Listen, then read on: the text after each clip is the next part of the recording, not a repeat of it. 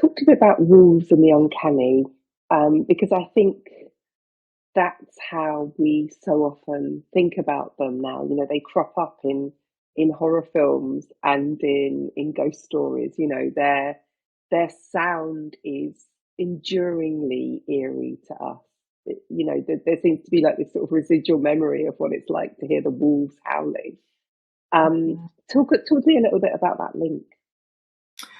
Yeah, there is something that sort of a rancher who I was talking to was like, we always hear wolves and we never see them. And she was sort of saying that's part of I think she compared it sort of to like having a crush, but there's nothing ever happens. And so you think more about that person because they're never really there when you're a teenager or something. And that idea that in the absence, wolves don't want particularly to hang around with us, right? They do their own thing, and that distance creates, again, a sense of illegibility that I think is quite threatening.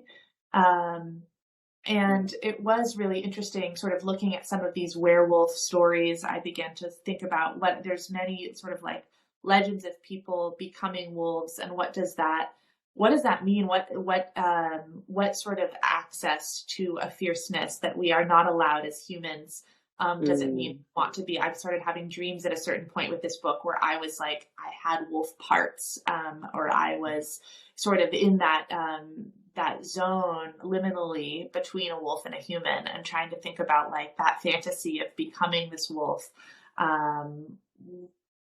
That also feels very primal in a way to me, and I don't know what that is. But there's just so many legacies of people and women having this sort of slippages between becoming a wolf.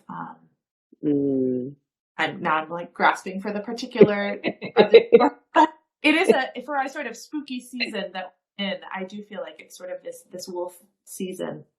Yeah, it is. It's wolf season, and there is this enduring sense of liminality that trails the wolf. And as you were speaking, I was thinking about how often I'd read wolves as being described as like dissolving into the forest, as if they're non-corporeal. You know, they're like ghosts. There's a merging of the wolf and the wild, and they're kind of inseparable. It represents a pole of wildness that is almost the ultimate.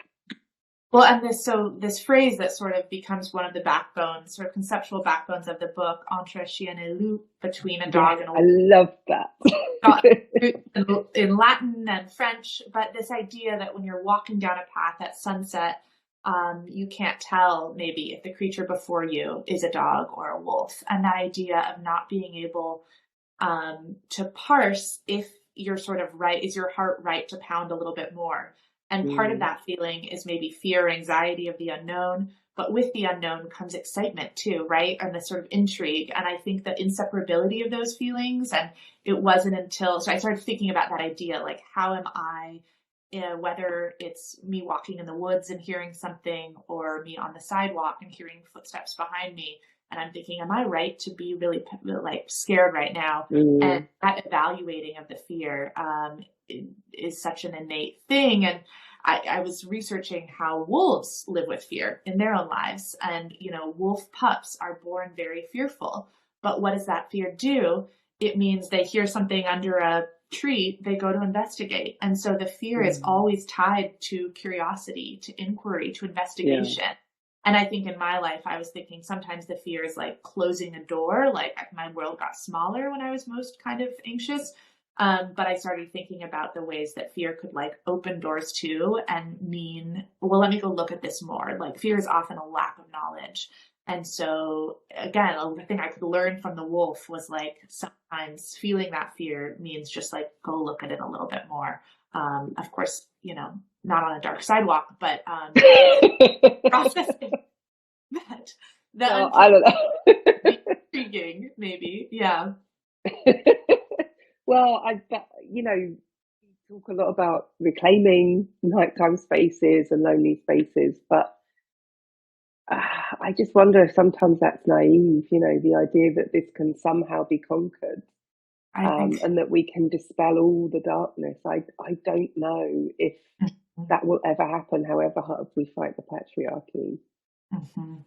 Well, and I do think that it's so bleak, but I was really raised in this sort of like girl power, feminism is here, everything's happened, you're fine, like you're safe. And that was many sort of my intersecting privileges and where I was growing up. But it was the first realization that that just wasn't true, and that I wanted to toss out Little Red Riding Hood entirely, but some amount of what the mother says to the daughter in the sort of original Grimm's version of that is like, go to grandmother's house, there is a forest, there are wolves, and go. And like that idea of like, go out even though there's something scary. And I think, you know, I went into this book thinking like, I'm writing this book because I'm trying to evaluate, when am I right to feel fear? What am I right to fear? Like, how do I live with these fears? I started to sort of like collate them, and realizing at the end, like, there's no way that I can predict what is happening or when something scary is going to be. So it's like, how do we walk beside that sense of uncertainty and mortality and fear and frustration? And